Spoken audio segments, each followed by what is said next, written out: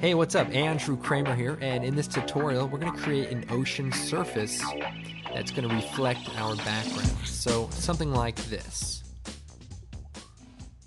Okay, so let's go ahead and get started. I'm going to create a new composition, and I'll use the DV preset and choose OK. I'm going to create a new solid, and we're going to make it 1200 by 1200 and choose OK. I'm going to choose Effect, Noise, Fractal Noise, and Effect, Blur, Fast Blur, Repeat Edge Pixels, Blurriness 25. Then I'm going to turn it into a 3D layer and rotate it till it's flat and then move it down so it's a floor.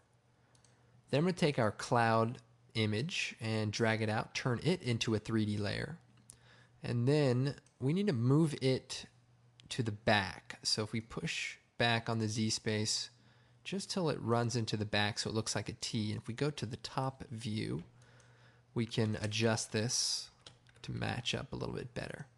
Back to the active camera now. Okay, speaking of cameras, let's create a new one. And I'm going to choose the 35mm preset, choose OK.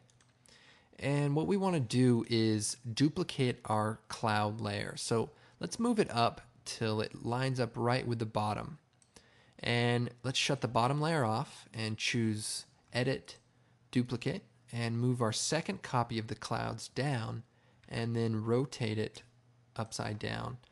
Then move it to line up right with the bottom. And I'm using the arrow keys on the keyboard to move it up and down. Then go ahead and turn on the fractal noise layer. Okay, the next step is to pre-compose the fractal noise. So I'm going to choose Layer, Pre-compose, and we'll call this Water Map, and I'll choose OK. Okay, and now I'm going to shut the water map off.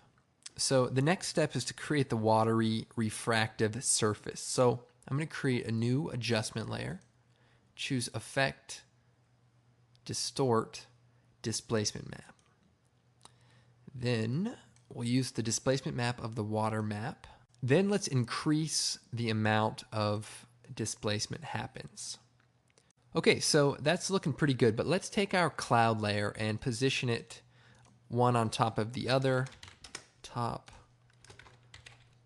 bottom, and then parent the bottom to the top so that if we move it around, it stays together. And then let's take the displacement map and move it below the top layer. Now we're getting some spotting in the water, so with the bottom layer selected, choose Tile from the effects and presets and take the motion tile effect and apply it to the bottom layer. Then increase the height to 150, mirror the edges, and that should take care of that problem. So now we've created the surface, and it is in fact 3D. We can kind of orbit around here, but the problem is our map is static. So we need to turn on the collapse transformation switch for the water map. And if we look at that layer alone, you can see here it's 3D, but if it's off, our 3D isn't happening. So with the collapse transformation switch on and the layer off, we can then orbit around and create sort of this ocean-like surface. Now, let's go ahead and take the Track Z camera tool and just move in till our edges are complete there. And basically, we can rotate around this as if it were a large watery surface. Let's go ahead and animate the water surface. So I'm going to Alt double click on the map. And in the fractal noise options, we have the evolution. So if we rotate this, you can see it sort of animates. So click on the stopwatch for the evolution, move forward a few seconds, and we'll go 2 revolutions. So 2 times 360. And we'll go back into our main comp and let's go and preview what we have. Okay. So as you can see, the water surface is now fluctuating. So that's kind of the effect we're after. Because our displacement is then linked to this map of the water, anything we do to it in here will affect it inside of this comp. Now let's take the bottom layer of the water and choose Effect, Color Correction, Curves. And let's just bring the brightness down some. And let's choose Effect, Color Correction, Tint. And let's bring the amount of tint down so it matches with it. So the water is basically a little bit darker than the sky. So now we can actually animate the camera.